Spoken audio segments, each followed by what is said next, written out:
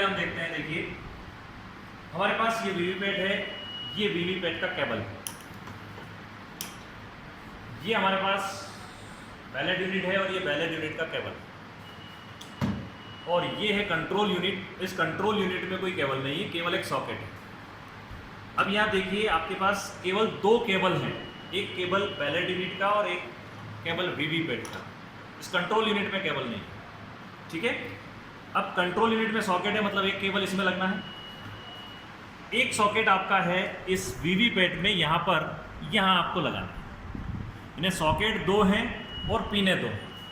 अब प्रश्न ये आया कि कौन सा पिन किस सॉकेट में जाएगा। आपको कुछ भी नहीं सोचना है। देखिए ये केबल वीवीपैट में से निकल रहा है, यानी ये पिन वीवीपैट के सॉकेट में तो नहीं लगेगा, इतना तो तय हो गया। जब ये तय है कि ये केबल इस सॉकेट में नहीं जाएगा, तो इस केबल को कहाँ जाना है, बिल्कुल तय हो गया कि ये केबल आपकी किस में कनेक्ट हो जाएगी, इस कंट्रोल यूनिट में।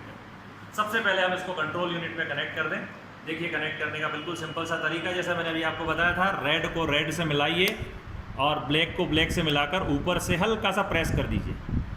ये देखिए प्रेस किया, आवाज़ आई, ये केबल आपकी कनेक्ट। ये आपका कनेक्शन हो गया इस कंट्रोल यूनिट का वीवीपैट के साथ। दूसरा केबल हमारे पास बचा है बैलेट यूनिट का।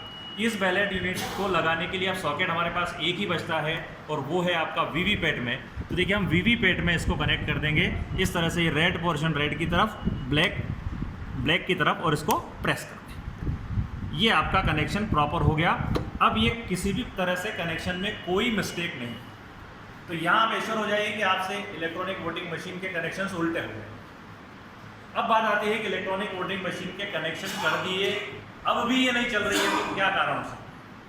केवल उसके तीन कारण हैं। सबसे पहला रीज़न तो ये है कि जब आपने यहाँ पर इस वीवीपैट की केबल को लगाया, तो आप यहाँ इंश्योर कर लें कि इस पिन के ऊपर एक स्लाइडिंग स्विच है। ये स्लाइडिंग स्विच एक पर ही मिलेगा आपको, और ये एक पर ही होना चाहिए। अगर ये नहीं है, दो पर चला गया है इसको लगाते वक्त, तो आप इसको एक पर कर लीजिए, नंबर 1। दूसरा है आपका कि आप जब इसको कनेक्ट कर रहे हैं, तो पावर ऑन करने के पहले आप इस वीवीपैट का ये नॉब जो है ट्रांसपोर्टेशन मोड में आड़ा है, इसको आप वर्किंग मोड में कर दीजिए। अगर ये ट्रांसपोर्टेशन मोड में होगा तो भी नहीं चलेगा।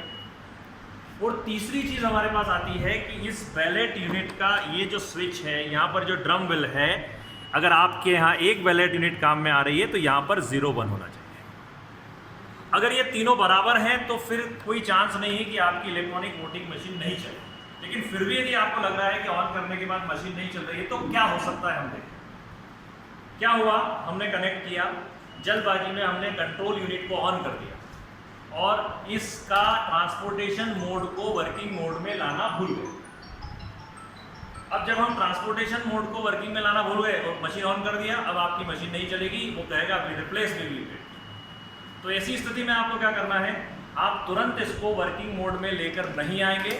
आपको करना है सबसे पहले इस कंट्रोल यूनिट का स्विच ऑफ, उसके बाद आप इसको वर्किंग मोड में लेकर आइए और फिर कंट्रोल यूनिट का स्विच ऑन करिए। अगर इसको ऑफ करने के पहले ऑन पोजीशन में आपने इसको लिया, तो ये वर्क नहीं करेगा। दूसरी चीज़, अगर आपको बाद में याद आता है कि स्लाइडिंग स्विच 2 पर है, तो आप इस मशीन को चालू कंडीशन में भी इसको 2 से 1 पर मत लाइए। आप पहले कंट्रोल यूनिट को बंद करिए, कंट्रोल यूनिट को बंद करके स्लाइडिंग स्विच को 2 से 1 पर ले आइए, आपकी मशीन ऑन हो।